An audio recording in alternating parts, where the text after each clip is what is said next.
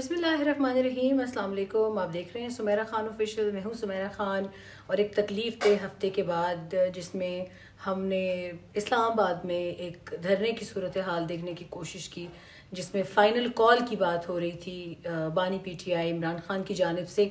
और एक धरने का तो हमें एंटिसिपेटेड था कि एक धरना होगा या उसके अंदर एहतजाज होगा, मगर वो पुरअमन होगा या नहीं उस हवाले से शकूक व शुबहात जो थे वो बहरहाल थे सामने, और उसका अंजाम अच्छा नहीं हुआ। इसमें दो राय नहीं है कि बहुत तकलीफ दे इसका था। दोनों अतराफ से नुकसान हुए हैं। लॉ इन्फोर्समेंट एजेंसीज की बात करें या ख़ुद पीटीआई के कारकुनों की बात करें, एक तकलीफ दे मंजर बहरहाल था देखने वाला। ज़्यादा तकलीफ इसलिए भी हुई कि वो जिस तरीके से वो लावारिस रह गए डी चौक में और उनकी क़यादत चली गई वहाँ से। मुझे बार बार जहन में बुशरा बीबी के बयानात आ रहे थे कि आप एक गैरतमंद कौम हैं, पश्तूनों को उन्होंने मुखातिब करते हुए कहा, और आपने मेरा साथ नहीं छोड़ना, और ये सिर्फ मेरे मियाँ की बात नहीं है, आपके लीडर की बात है, और इस तरह की और भी बहुत सारी बातें थी। मुझे सख्त लग रहा था कि जैसे हम सब सोच रहे थे कि पहले लोग कम थे, फिर लोग ज़्यादा हुए, और एक मरतबा फिर खैबर पख्तूनख्वा के लोगों ने जो है वो अपना एक वादा निभाया उनके साथ। वो निकले, उन्होंने मारे भी खाई, तकलीफ भी बर्दाश्त की, और लड़े भी, और डी चौक तक पहुंचे भी लीडरशिप के कहने पर। मगर क्या हुआ आखिर में? अली अमीन गंडापुर और बुशरा बीबी इकट्ठे जब ब्लू एरिया से गए, रात तकरीबन कोई 1 बजे का वक्त होगा जब ये मैसेज आया हमारे पास कि वो दोनों जा चुके हैं वहां से, तो बहुत ज़्यादा तकलीफ हुई मुझे। नहीं होना चाहिए था ऐसे, और ऐसा इसलिए नहीं होना चाहिए था कि जब आप लीड करते हैं तो आप फिर छाती पर गोली भी खाते हैं, आप डंडे भी खाते हैं, आप आंसू गैस की शेलिंग भी बर्दाश्त करते हैं, मगर आप अपने वर्कर्स को तने तनहा नहीं छोड़ते। माजी में मिसालें ऐसी रही हैं, सिर्फ इमरान खान की बात नहीं, तकरीबन तमाम सियासी लीडरान ने लोगों को सड़कों पर आने का कहा, लोग आते भी हैं, मगर पाकिस्तान की आवाम क्या मारे खाने के लिए रह गए, या पाकिस्तान की आवाम के बच्चे सिर्फ मारे खाएंगे और उनकी लीडरशिप के बच्चे कोई किसी मुल्क में होंगे, कोई किसी मुल्क में होंगे। मैं बिला इम्तियाज बात कर रही हूँ यहाँ पे। मैं न मुझे PMLN से कोई बहुत ज़्यादा हमदर्दी है, ना मुझे PTI से बहुत ज़्यादा हमदर्दी है इस बात पे। और कल रात, परसों रात के बाद से तो मुझे तकलीफ हुई है बहुत ज़्यादा कि क्या हमारे बच्चे और हम लोग सिर्फ मारे खाने के लिए रह गए। आप लोगों के बच्चे ननकाना साहब में, ओकाड़ा में, और लंदन में, और अमेरिका में बैठकर वो सिर्फ वहाँ से झलकियाँ देखेंगे कि पाकिस्तान में एहतजाज कैसा हो रहा है उनके पेरेंट्स के लिए। ये शायद अब पाकिस्तान की आवाम को खुद फैसला करना पड़ेगा कि अब सियासी लीडरशिप अपनी कदर व कीमत बहुत हद तक खोती जा रही है। मुझे एक मरतबा फिर बहुत ज़्यादा फ़ख्र है KP की आवाम पे कि उन्होंने ये नहीं देखा कि हमारे साथ कोई नेकनियती से चल रहा है कि नहीं। उन्होंने अपनी एसोसिएशन का इजहार किया है, अपनी पॉलिटिकल मोहब्बत का इजहार किया। वो आए, उन्होंने उस सूबे की लीडरशिप को वोट भी दिया, मगर उससे कुछ दिन पहले कुरम का एक बहुत जानलेवा हादसा हुआ। एक ऐसी तकलीफ पहुंचाई गई पाकिस्तान को शरपसंद अनासिर की तरफ से, दहशत गर्दों की जानिब से, कि जिन्होंने सोचे समझे मंसूबे के तहत पाकिस्तान में शरंगेज़ी को हवा देने की कोशिश की। बैक वक्त कई महाज खोले, मगर अल्लाह ताला शायद इस सूरत हाल से हमें इस इम्तिहान से जल्द निकालेगा। अंदरूनी खलफिशार जो है उसको बहुत जल्द ख़त्म करना पड़ेगा, वरना चीज़ें ज़्यादा हो जाएंगी। एक मरतबा फिर KP के अवाम के लिए मेरा बहुत मोहब्बत भरा पैगाम, अल्लाह ताला जितने ज़ख्मी हैं उनको सेहत अता फरमाए, जितने लॉ इन्फोर्समेंट एजेंसीज़ वाले, रेंजर्स के, FC के, आर्मी ने खैर बाद में संभाला डी चौक को। उन्होंने बारहा ऐलानात भी किए कि पाक फ़ौज अपने अवाम पर गोली नहीं चलाएगी, और उन्होंने गोली नहीं चलाई। यहाँ ये आपके सामने एक चीज़ को क्लियर करना बड़ा ज़रूरी है। मुतअद्दिद सोशल मीडिया में पैगामात ऐसे देखती हूँ जो कि डॉक्टर्ड किस्म की, जहाँ वीडियोस चलाई जा रही हैं एडिट करने के लिए, लोगों के जहनों में जहर भरने के लिए, और अभी तक किसी एक बंदे की आइडेंटिफिकेशन नहीं दी गई कि जो वहाँ पर शहीद हुआ हो। मैं दोनों अतराफ़ के लोगों के लिए शुहदा का लफ्ज़ इस्तेमाल करूँगी, मगर उनके लिए नहीं जो अफ़गान बाशिंदे थे और जिन्होंने KP के अवाम का भेस बदल कर शरपसंदी की कोशिश की, और वो दहशतगर्द कि जो KP के एक मासूम पश्तून का लिबादा ओढ़ कर उनमें मिक्स होकर घुल मिलकर उसने उनको बदनाम करने की कोशिश की। हमने पहले ही ये चीज़ रिपोर्ट की थी कि इस रैली से पहले, इस फाइनल कॉल की रैली से पहले उनके मलबूस में भेस बदलकर दहशतगर्द जो हैं ख्वारजी वो आएंगे, और ऐसा ही हुआ। उन्हीं ख्वारजियों ने उन पुलिस वालों को, उन रेंजर्स को कुचला। उनमें से कुछ ने एक पुलिस वाले को, जो सफ़ेद दाढ़ी वाला आदमी था, उसको उन्होंने पुल के ऊपर से नीचे फेंका, उसके कपड़े उतार कर, और कुछ शरपसंद अनासर ने इस बात का एतराफ़ भी किया। अगर हम आपको इस हवाले से पहले एक वीडियो दिखा दें जिसमें शहीद रेंजर्स एहलकारों पर शरपसंदों की जानिब से जो गाड़ी को चलने पर ड्यूटी पर मामूर जवान थे, उनके बयानात आपको दिखाना चाहेंगे। पहले आप ये देखिए। रात 2-3 ਦਾ ਟਾਈਮ ਸੀ, 2 ਤੋਂ 3 ਦਾ G10 'ਚ ਮੈਂ ਡਿਊਟੀ ਦੇ ਰਿਹਾ ਸੀ। ਧਰਨੇ ਵਾਲੀ ਤਰਫੋਂ ਆਈ ਗੱਡੀ ਤੇ ਸਾਡੀ ਰੇਂਜਰ ਤੇ ਪੁਲਿਸ ਦੇ ਜਵਾਨ ਖੜੇ ਸੀ, ਜਿਨ੍ਹਾਂ ਦੇ ਵਿੱਚ ਮਾਰ ਕੇ ਲਿਆ ਤਾਂ ਸਪੀਡ ਨਾਲ ਜਗ੍ਹਾ ਨਿਕਲ ਗਈ। ਸਾਡੇ 3 ਜਵਾਨ ਸ਼ਹੀਦ ਹੋ ਗਏ, 3 ਜ਼ਖਮੀ ਹਨ। 3 ਪੁਲਿਸ ਵਾਲਿਆਂ ਦੇ ਇਸਲਾਮਾਬਾਦ ਪੁਲਿਸ ਦੇ ਸੀ, ਉਹ ਵੀ ਜ਼ਖਮੀ ਹੋ ਗਏ। ਕੱਲ ਡਿਊਟੀ ਤੇ ਖੜੇ ਸਾਂ G10 PTI ਦਾ ਧਰਨਾ ਰੋਕਣ ਵਾਸਤੇ। Punjab ranger police, Islamabad police ਧਰਨਾ ਰੋਕਣ ਵਾਸਤੇ ਅਸੀਂ ਖੜੇ ਆ, ਤੇ ਧਰਨੇ ਵਾਲੀ ਸਾਈਡ ਤੋਂ ਗੱਡੀ ਆਈ ਹੈ 150-60 ਦੀ ਸਪੀਡ ਤੇ। ਉਸਨੇ ਲਾਈਟਾਂ ਬੰਦ ਕੀਤੀਆਂ ਸਨ। ਸਾਡੇ ਜਵਾਨ ਅੱਗੇ ਖੜੇ ਸਨ ਰੇਂਜਰ ਦੇ, ਉਹਨਾਂ ਦੇ ਵਿੱਚ ਡਾਇਰੈਕਟ ਲਿਆ ਗੱਡੀ ਮਾਰੀ ਹੈ, ਜਿਹਦੀ ਵਜ੍ਹਾ ਤੋਂ 3 ਰੇਂਜਰ ਦੇ ਜਵਾਨ ਸ਼ਹੀਦ ਹੋ ਗਏ ਨੇ, 3 ਜ਼ਖਮੀ ਹੋਏ ਨੇ। ਉਹਨੇ ਉੱਥੋਂ ਗੱਡੀ ਹੋਈ ਸਪੀਡ ਦੇ ਵਿੱਚ ਉਹਨਾਂ ਨੂੰ ਕੁਚਲ ਕੇ ਬੰਦਿਆਂ ਨੂੰ ਅੱਗੇ ਲੈ ਗਿਆ। इन्हीं शरपसंदों की जानिब से एक्सप्रेस वे पर जो शेलिंग की गई, जो जदीद असलहा इस्तेमाल किया गया है, और जिन्होंने एक जत्थे की शक्ल में पूरे PTI की इस रैली में शामिल मासूम, गरीब और सादा लोग पश्तूनों का नाम उन्होंने इस्तेमाल किया, उनकी भी कुछ फुटेज आपको दिखाते हैं।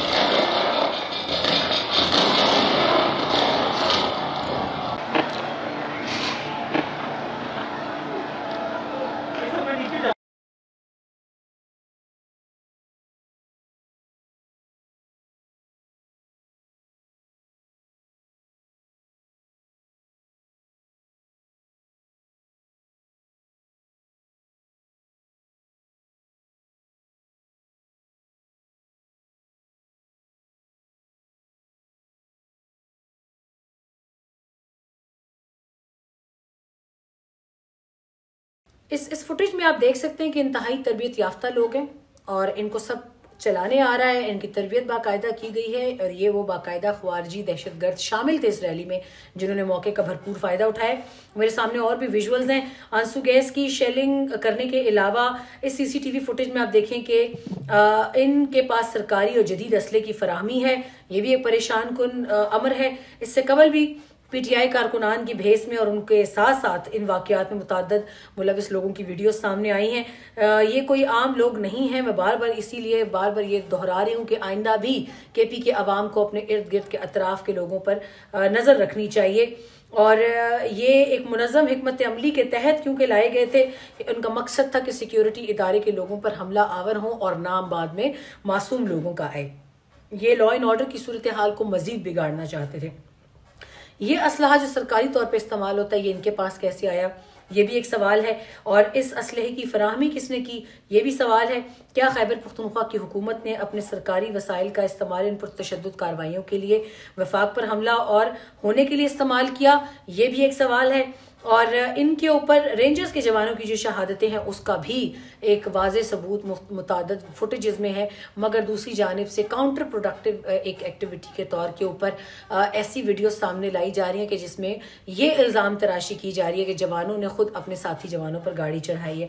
सरकारी इमलाक को तो नुकसान पहुंचा, मगर सरकारी असलहा कैसे आया इनके पास, इसका जवाब अली अमीन गंडापुर, क्योंकि वो वज़ीर आला हैं KP के, उनको देना है। फुटेज आप देख सकते हैं। साथ साथ बुशरा बीबी और अली अमीन गंडापुर जिस वक्त उस जगह से फरार हुए हैं, उसके बाद बहुत सारे लोगों ने जब ब्लू एरिया छोड़ा, D चौक छोड़ा, तो एक बड़ी तादाद में वो अपनी गाड़ियां छोड़ कर गए, जिसमें से मजीद असलहा भी बरामद हुआ, जो कि IG इस्लामाबाद और चीफ कमिश्नर इस्लामाबाद ने दिखाया।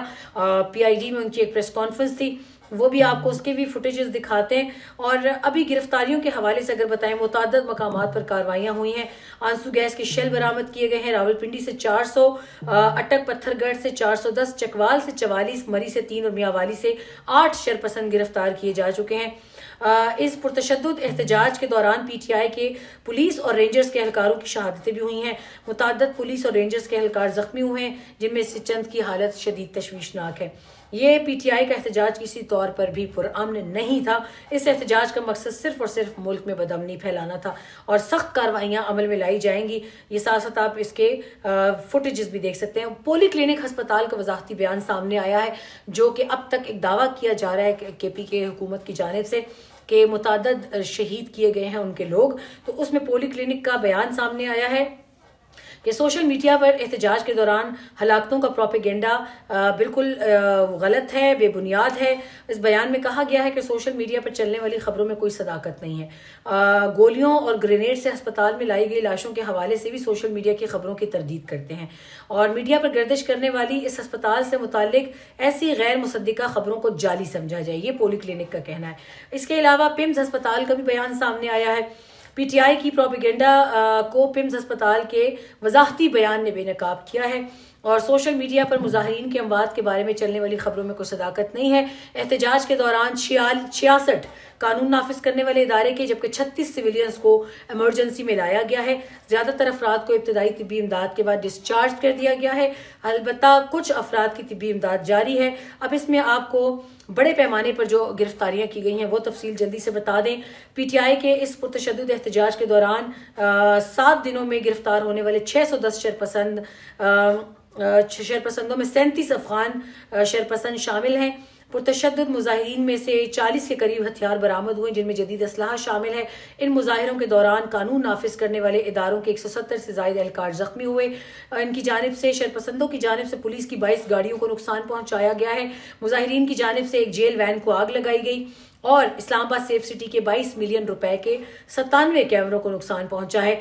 और इन पुरतशद्दुद मुजाहिरीन की जानिब से पुलिस और लॉ इन्फोर्समेंट एजेंसीज पर स्ट्रेट फायरिंग की गई है और उसमें शहादतें और जनाजे आप लोगों ने देखे। मगर अभी तक पीटीआई के ओहदेदारों ने कोई सबूत नहीं फराहम किए कि जिन 100 के करीब हलाकतों का उन्होंने जिक्र किया है उनमें से कितने लोग जो हैं वो वहाँ पर शहीद हुए। उनके पास ये सबूत हैं तो ज़रूर दिखाने चाहिए। हम खुद सामने आकर उनको इंडोर्स करेंगे, मगर अभी तक वो सिवाय बयानात के और कुछ नहीं बता रहे।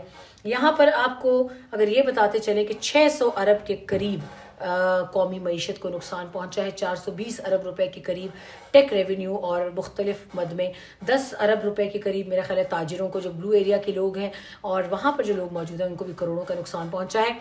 यहाँ पर सवाल अब ये पैदा होता है कि ये नुकसान किसी हिंदुस्तानी को या किसी अमरीकी को या किसी यूके के शहरी को पहुंचा, नहीं, ये पाकिस्तानी को पहुंचा है। इस तमाम तर चीज़ों का सोचने का इख्तियार यकीनन आपके पास है, इसमें कोई दो राय नहीं है। मगर बुशरा बीबी से, अली अमीन गंडापुर से, जो कि इस रैली को लाने से कबल ही लड़ाइयाँ शुरू कर चुके थे, उनसे ये पूछा जाए कि जब हिकमत अमली नहीं थी तो ये आप क्या उठा लाए, क्यों उठा लाए और फिर उनको बेयारो मददगार क्यों छोड़ा? क्या वो किसी के बच्चे नहीं हैं? क्या उनके जिस्मों में खून के बजाय पानी बहता था? क्या उनके माँ बाप को तकलीफ नहीं हुई? क्या वो जख्मी जो भी अस्पतालों में पड़े हैं उनको तकलीफ नहीं हुई होगी? वो आपके कॉज के लिए आए थे, वो आपके लिए लड़ने आए थे। उसूलन तो ये होना चाहिए था कि बैरिस्टर गौहर, असद कैसर, उमर अयूब, शिबली फराज और कौन कौन है इनमें से जो बड़े आके बयान देते, शेर अफजल मरवत, बहुत उछल उछल के ये लोग बयान देते हैं। और कौन है, शुएब शाहीन भी नहीं थे, वो भी नहीं थे सच, इसमें सलमान अकरम राजा नहीं थे, हमाद अजहर नहीं थे, और भी काफ़ी लोग थे इसमें। मैंने रिहाना डार को सिर्फ देखा एक जगह पर, वो काफ़ी उन्होंने लीड किया जगहों को। आलिया हमजा को देखा, मगर बाकी लोग कहाँ हैं? लाहौर की क़यादत कहाँ थी? पंजाब की क़यादत कहाँ थी? कराची सिंध से क़यादत कहाँ थी? बलूचिस्तान से कहाँ थी? और फिर इन तमाम तर लीडरान के अपने बच्चे कहाँ थे? और फिर इनके अगर लंदन में और बाकी मुल्क, लंदन में जो मुजाहिरा हुआ, मुझे सुनने में आया कि उसमें भी कासिम और सुलेमान नहीं थे, सिर्फ जमाइमा खान आई थी। तो फिर आप लोग जब अपने अहलो याल को, बुशरा बीबी के बच्चे कहाँ थे? ननकाना साहब से क्यों नहीं निकले वो? तो अगर ये लोग नहीं थे तो आप लोगों ने अवाम के बच्चों को छरों के आगे, गोलियों के आगे, शेलिंग के आगे और इन तमाम तर चीज़ों के आगे क्यों लाया, जब डी चौक आने की इजाज़त नहीं थी आपको। संजानी पर बानी पीटीआई खुद कह चुके थे, बैरिस्टर सैफ का स्टेटमेंट है कि बानी पीटीआई ने अग्री किया था कि हम संजानी रुकेंगे, मगर बुशरा बीबी ने कहा नहीं डी चौक जाएंगे। आगे की हिकमत अमली जब नहीं थी तो आप लोग क्यों आए? क्यों आपने गरीबों के बच्चों को गिरफ्तार करवाया? इन 700 से ज्यादा गिरफ्तार लोग जिनकी अब असनाद कैंसिल होंगी, जिनके वीजे कैंसिल होंगे, जो सारी जिंदगी भुगतेंगे अब इसको, उसका जिम्मेदार कौन है? ये सोचना आपका काम है। मुझे दीजिए इजाजत, अपना ख्याल रखिएगा। अल्लाह हाफ़िज़।